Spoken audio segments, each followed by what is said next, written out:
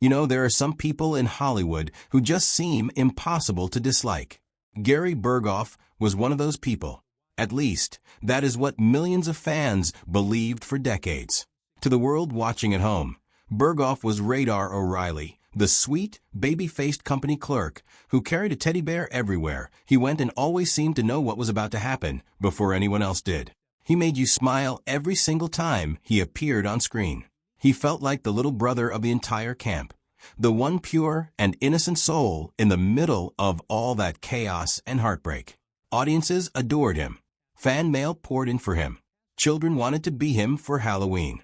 And yet, behind the cameras, away from the studio lights and the scripted laughs, something very different was going on. There were people on that set, people who worked side by side with Gary Burghoff for years, who genuinely could not stand him. And not just a little bit of professional frustration. We are talking about real anger, real resentment, bitter personality clashes, and in one case, a moment so explosive and so physical that it could have ended someone's career on the spot. Today, we are going to pull back the curtain on all of it. We're going to take you deep inside the real relationships on the set of MASH, reveal the tensions that simmered and sometimes boiled over behind the scenes, and finally explain the full reason why one of the most beloved actors in television history was also, to some of his closest co-stars, one of the most difficult people they had ever worked with.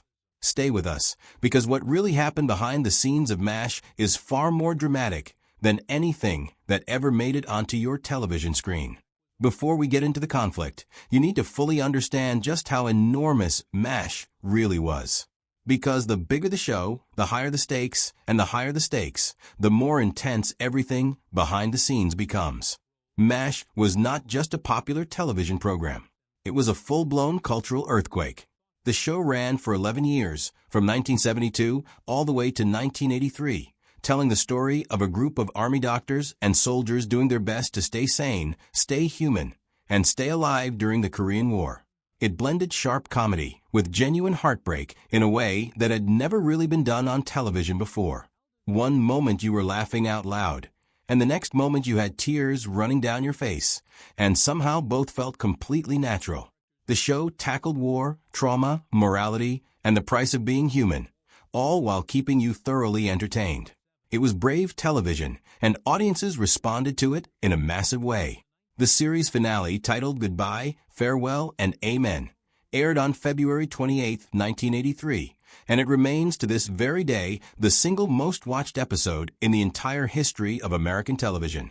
More than 77% of the entire United States population tuned in to watch that final episode. That is more viewers than any Super Bowl has ever drawn. Advertising spots during that finale cost $450,000 for just 30 seconds of airtime, compared to around $30,000 for a regular episode. That number alone tells you everything you need to know about how much this show meant to America. And right in the middle of all that history, playing one of its most recognizable and deeply loved characters, was Gary Burghoff. So how does a man that beloved end up being genuinely hated by the people closest to him? Let us start with the story that will genuinely stop you in your tracks.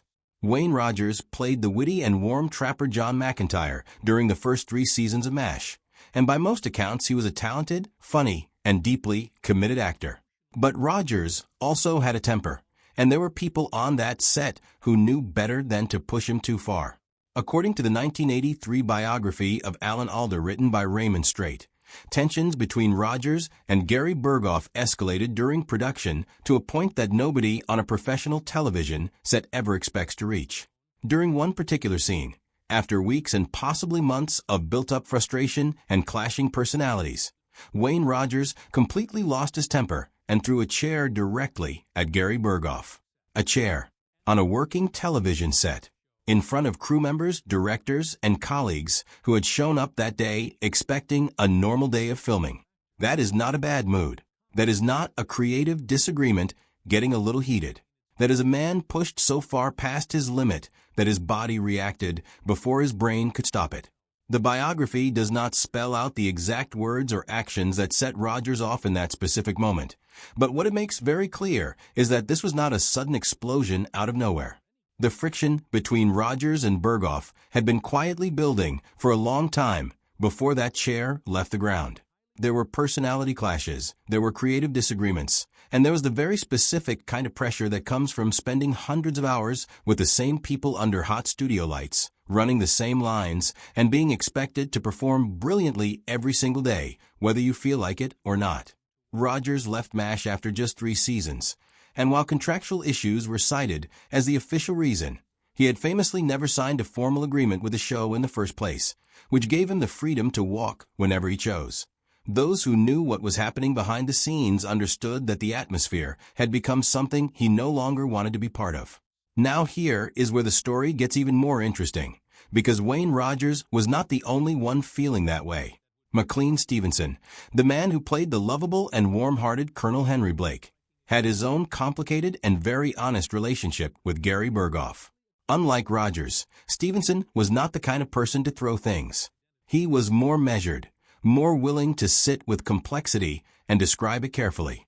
And when he talked about his dynamic with Burghoff, he used 2 words that said everything: love and hate. He called it a love-hate relationship, and he meant both halves of that phrase with full sincerity. Stevenson openly acknowledged that Burghoff was gifted. He recognized that Radar O'Reilly was not just a popular character, but an essential one, the kind of character who gives a show its emotional center and its humanity. But he was also completely honest about the fact that their off-screen relationship was far from easy or comfortable. In his own words, he said that sometimes he was a problem for Burghoff, and sometimes Burghoff was a problem for him. That kind of candid admission is actually rare in Hollywood, where most people either say nothing or say only kind things once a show is over. What Stevenson was describing was a truth that anyone who has ever worked closely with another person under intense pressure will recognize, that proximity, stress, and high stakes bring out sides of people that the outside world simply never sees. And what his co-stars saw in Gary Burghoff was sometimes very different from the gentle, wide-eyed Radar that America had fallen completely in love with. And now we arrive at the relationship that nobody expected, the one that surprised even people who were on set and watching it unfold in real time. The most intense, most discussed, and most deeply felt conflict in the entire history of the MASH cast was between Gary Burghoff and Alan Alda. Take a moment to really let that sink in. Alan Alda, the man who played Hawkeye Pierce, the beating heart of the entire series. The actor who co-wrote and directed 31 episodes of the show. The first person in the entire history of American television to win Emmy Awards in all 3 major creative categories, acting, writing, and directing, for the same series. Alan Alda was, by virtually every account from cast and crew alike, the driving creative force of MASH. He was respected, he was admired, and his commitment to the show went so far beyond simply showing up and saying his lines that it is almost impossible to separate his identity from the show's identity. And yet, Gary Burghoff, one of the original cast members, one of the most beloved figures in the entire run of the series, reportedly harbored a deep and lasting resentment toward him. The source of that resentment was something very real and very human, even if it is not always comfortable to talk about. Gary Burghoff felt underappreciated. He felt that the recognition he had earned, both within the show and across the industry, was not being given to him in the way it should have been. And here is the part that makes this more complicated than it might first appear. Burghoff was not simply a television actor who had been lucky enough to land a great role.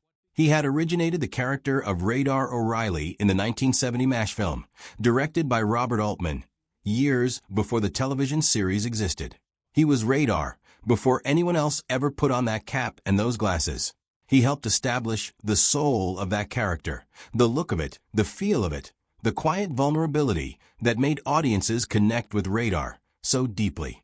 And when the television series took off and became one of the biggest shows in history, it was Alan Alda who became the face of MASH to the world.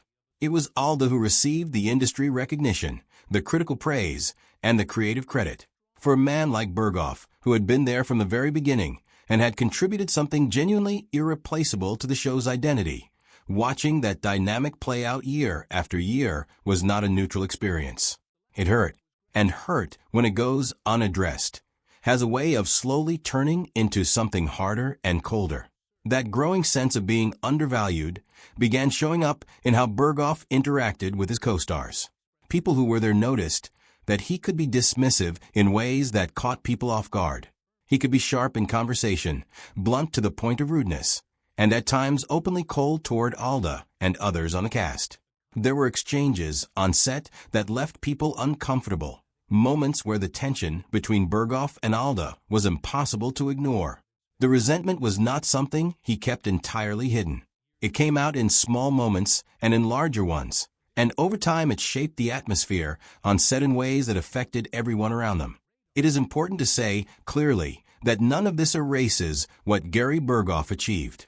His Emmy win for Outstanding Continuing Performance by a supporting actor in a comedy series was completely and fully deserved.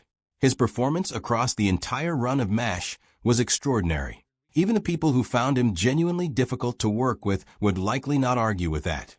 But the truth is that tremendous talent and difficult behavior are not mutually exclusive things. They can, and often do, live inside the same person at the same time. And on the set of MASH, they absolutely did. There is one more dimension to this story that deserves to be told, because it makes the whole picture more complete and more honest. Gary Burghoff was not simply a difficult person in the ordinary sense. He was a deeply sensitive and emotionally complex individual. He felt things at a level that most people around him probably did not fully understand or appreciate at the time. The character of Radar O'Reilly was not entirely a creation separate from the man who played him. That innocence, that vulnerability, that quality of feeling everything just a little more intensely than the people around you. Those were real parts of Gary Burghoff. And when you are a person built that way, when you feel everything so completely, then being overlooked does not just sting. It genuinely wounds you. Criticism feels like an attack. Being passed over for recognition feels like a statement about your worth as a person. The slow accumulation of feeling undervalued does not just sit quietly in the background. It changes you, sometimes in ways you do not even fully notice yourself. That does not make the chair throwing acceptable, and it does not excuse the icy behavior or the sharp words. But it does help explain how someone who seemed so kind and so gentle in front of the camera could generate such strong and lasting negative reactions from the people who knew him best. What is truly remarkable, when you take a step back and look at everything together, is that MASH survived all of it. The rage, the chair incident, the love-hate admissions, the deep and simmering resentment between its two most prominent stars. None of it stopped the show from producing some of the finest television that has ever been made.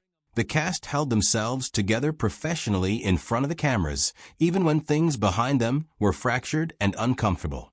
They gave audiences something rare and lasting, something that still holds up today, even when they were struggling to be in the same room with each other. That is a testament not just to their individual talents, but to something deeper, a shared belief that the work mattered enough to protect, no matter what was happening between them personally. And Gary Burghoff, whatever his co-stars felt about him, whatever tensions he carried and created, left behind something permanent. Radar O'Reilly lives on in the memory of everyone who ever watched that show. The teddy bear, the soft voice, the way he always seemed to be one step ahead of everyone around him. The way he made you feel, without a single word sometimes, that somewhere inside all that noise and tragedy, there was still something innocent and worth protecting. That was Gary Burghoff at his very best. That was the gift he gave to every person who ever sat down and watched MASH. And now, at long last, you know the full story of what was happening just a few feet off camera while all of that was being made. If this story surprised you as much as we think it did, go ahead and hit that like button right now, and make sure you subscribe so you never miss a story like this one. And do not go anywhere, because the next video we have lined up for you is every bit as surprising as this one. You are absolutely going to want to stick around for it.